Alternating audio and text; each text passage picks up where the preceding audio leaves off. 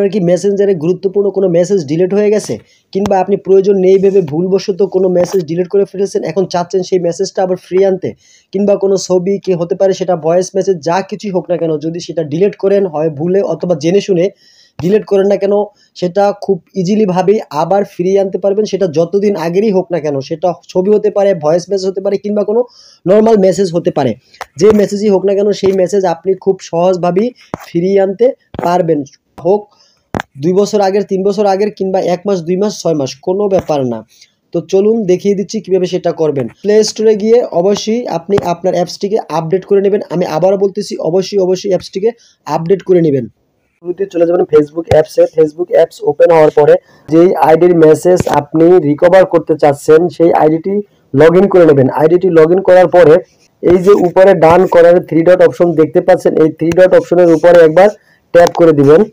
Tap করে দেওয়ার পরে চলে যাবেন সেটিংস অ্যান্ড প্রাইভেসিতে। সেটিংস অ্যান্ড প্রাইভেসিতে যাওয়ার পরে আরেকবার চলে যাবেন সেটিংস। এই যে ছোট্ট করে লেখা see more in account centre, এখানে একবার ট্যাপ করে দিবেন। তো এখানে ট্যাপ করার পরে এরকম কিছু অপশন চলে আসবে আপনার সামনে। এখন এখানে ইওর ইনফরমেশন অ্যান্ড পারমিশনস, এখানে আরেকবার ট্যাপ করে দিবেন। এখানে ট্যাপ করার পরে ডাউনলোড ইওর ইনফরমেশন, এখানে ট্যাপ করে দিবেন। ডাউনলোড অর ট্রান্সফার ইনফরমেশন এই লেখাটার উপরে আরেকবার ট্যাপ করে দিবেন। ট্যাপ করে দেওয়ার পরে এখানে দুইটা অপশন চলে আসবে এবং এখান থেকে আপনি নিচের অপশনটি সিলেক্ট করবেন। সিলেক্ট করার পরে ট্যাপ করবেন। ট্যাপ করার পরে এরকম অপশন চলে আসবে। এখন এখানে আপনি কি চাচ্ছেন, পোস্ট অথবা মেসেজ, তো আমরা মেসেজটি সিলেক্ট করে দিব। এরপরে নেক্সট, নিচে দেখেন নেক্সট অপশন চলে আসছে, নেক্সটের উপরে আরেকবার ট্যাপ করে দিব। এরপরে ডাউনলোড টু ডিভাইস, আমি এই মোবাইলে যেহেতু ডাউনলোড করতে চাচ্ছি এর জন্য ডাউনলোড টু ডিভাইস এই অপশনটা সিলেক্ট করে নেব।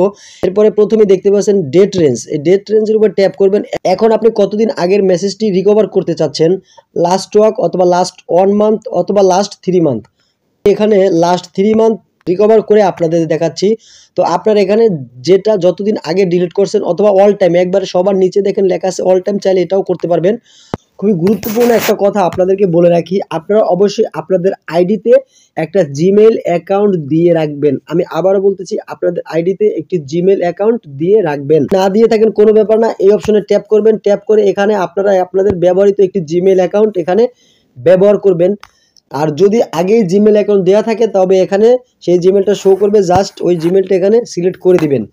এখন এখানে মিডিয়া কোয়ালিটি নামে একটা অপশন দেখতে পাচ্ছেন, এখানে একবার ট্যাপ করে দিবেন। এখানে ট্যাপ করে দেওয়ার পর অবশ্যই আপনার একটা হাইও থাকতে পারে, লোও থাকতে পারে। তো আপনি হাইও রাখবেন না, লোও রাখবেন না, মিডিয়াম করে দিবেন। মিডিয়াম করে দিলে তাড়াতাড়ি ডাউনলোড হবে, বেশি সময় নেবে না। তো অবশ্যই মিডিয়াম করে দিবেন। এরপরে ফরম্যাটে একবার ট্যাপ করে দিব। ট্যাপ করে দেওয়ার পরে যেটা আছে HTML এটাই থাকবে। এরপরে আমি ক্রিয়েট ফাইলে ট্যাপ করব। তো এটা ডাউনলোড হতে মেবি 2 থেকে 3 ঘন্টা সময় লাগতে পারে, এমনকি আপনার নেট স্পিড যদি কম থাকে তবে 4 থেকে 5 ঘন্টাও লাগতে পারে, সেটা আপনার নেট স্পিডের উপর নির্ভর করবে।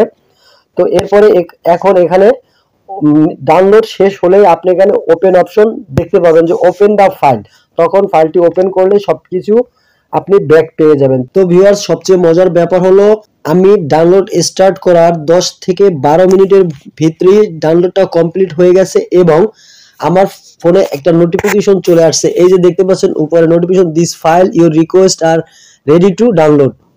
তো ভিউয়ার্স, এই যে উপরে একটি নোটিফিকেশন দেখতে পাচ্ছেন, আপনাদেরও ডাউনলোড কমপ্লিট হলে এরকম একটা নোটিফিকেশন আসবে এবং আপনারা তখন চেক করে দেখতে পারবেন সেই কাঙ্ক্ষিত মেসেজটি। তো ধন্যবাদ ভিউয়ার্স, যদি ভিডিওটি ভালো লাগে অবশ্যই লাইক করে আশা করি সাথেই থাকবেন।